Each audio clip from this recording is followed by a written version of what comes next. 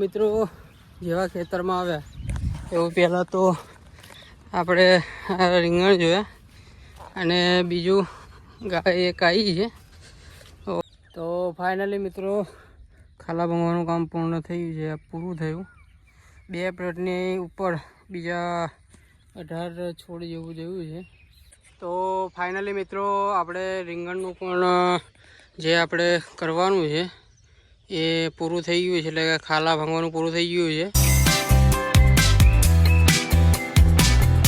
નમસ્કાર મિત્રો, SRV farming બ્લોગમાં તમારું હાર્દિક સ્વાગત છે. તો મિત્રો આજે આપણે મોડા ખેતરની મુલાકાત અને આપણે જે કાલે કામ બાકી હતું, જે ગામમાં ભાંગવાનું કાલે રહી ગયું હતું, એના માટે આપણે છોડ પણ લઈને આવ્યા છીએ.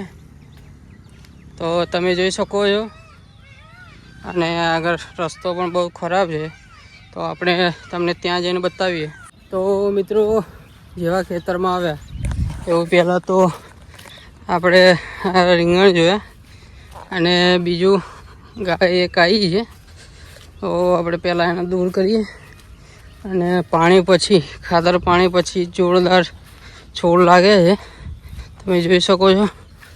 અને ગાય આવી ગઈ છે, તો એને પહેલાં દૂર કરીએ અહીંથી.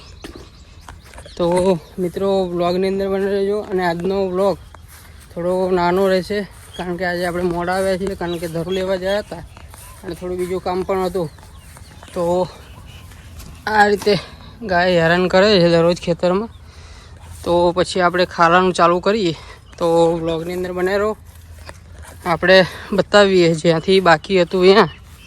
તો અત્યારે વરસાદ પણ પડી ગયો છે, પણ તડકો પણ પડે છે અત્યારે.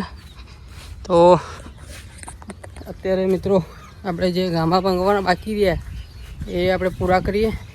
રીંગણમાં પણ કોઈક છોડના ગામમાં ફરવાના છે. અને બીજું જો ધરું વધે તો ઢારીએ રોપી દઈશું, જે અલગ વેરાયટી છે. તો મિત્રો તો ફાઇનલી મિત્રો આપણે જે બાકી હતું એ ચાલુ કરી નાખ્યું છે. અને હવે 1 2 3 4 5 6 સારું રહી છે. તો ફટાફટ પૂરું કરીએ અને પછી આપણે રીંગણની અંદર જે બાકી છે એ ભાંગી નાખીએ. અને તમને મોર બતાવું તો મોર સામે બેઠો છે.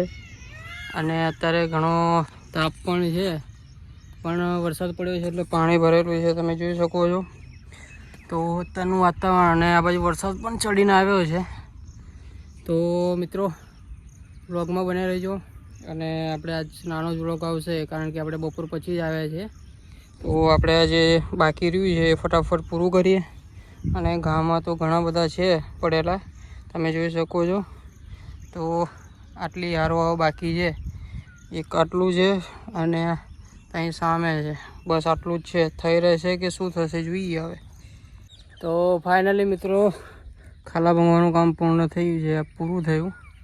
2 પ્લેટની ઉપર બીજા 18 છોડ જેવું જેવું છે. તો 2 પ્લેટ કરતાં પણ વધારે જેવી છે, તમે જોઈ શકો છો. બધી જગ્યાએ પૂર્ણ કરી નાખ્યું આપણે અને કમ્પ્લીટ રીતે ભાંગ્યા છે.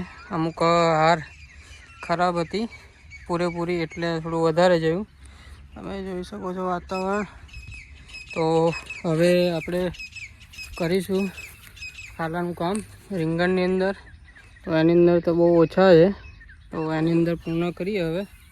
ત્યાં સુધી જોતા રહો બ્લોગ આપણો. તો ફાઇનલી મિત્રો આપણે રીંગણનું પણ જે આપણે કરવાનું છે એ પૂરું થઈ ગયું છે, એટલે કે ખાલા ભાંગવાનું પૂરું થઈ ગયું છે. કારણ કે રીંગણની અંદર આપણે ઓછા પ્રમાણે ખાલા હતા, તો કોઈ સમય લાગ્યો નહીં. અને 1 પ્લેટની અંદર આટલું બીજું વધ્યું છે. તો રીંગણની અંદર ફટાફટ પૂરું થઈ ગયું. અને રીંગણમાં વિકાસ પણ સારો છે.